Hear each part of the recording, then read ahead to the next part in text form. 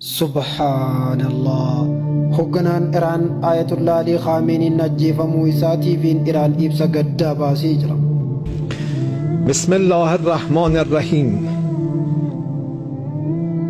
Inna lillahi ve inna ileyhi raciun.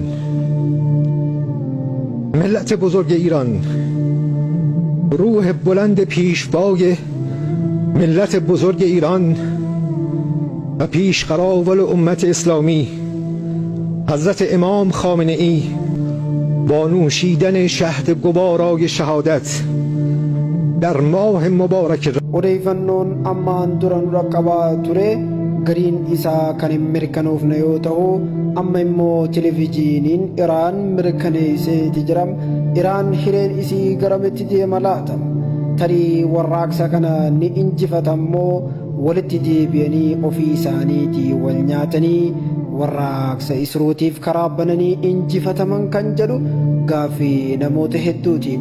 Hireen hawaasa kana mudachuuf ta'u fincilaa fi warraaqsatti deebi'anii tarii ofiif wal jidduutti wal eegaluudhaan fonqolcha mootummaa amma jiru guutummaatti kaasuudhaan jijjiiramni mootummaa haaraa fi Iraan hiree biraatti ceetimoo tarii mootummaa amma jiru kana kan biraatiin bakka buufti kan jedhu gaaffii namoota hedduuti bulleen laallama. Miidiyaaleen Iraan gurguddaan gabaasaatiin jirum gadda guyyaa 40 illee labsaniiru jedhamaara.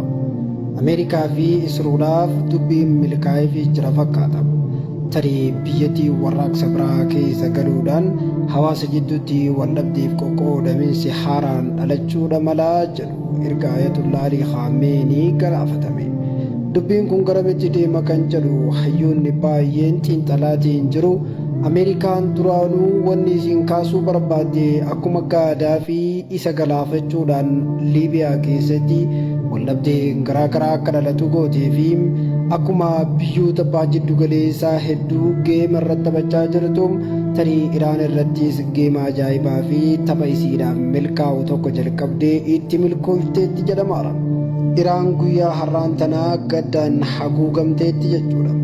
Iraan Ayatollah Ali Khamenei akka gorsaa fi akka hundeessaa warraaqsa Iraanii fi akkasumas namoota cichoominaaf kutannoo qaban kan dhaaba amma biyya hoogganaa jiru kana hoogganaatiin jiruu fi ceesisaa jirus jedhamee yaadamaa ture. Tarii Ayatollah Ali Khamenei amma wareegamuuf galaafatamuun isaa kun biyyattii egeree isiidhaa egeree hin taanee fi kufaa keessatti gataa kan jedhu yaaddoo namoota baay'eeti. Hundaafuu jala buunee kan isin dhageessifnu ta'a. Hordofuun dagatinaa isiniin jenna.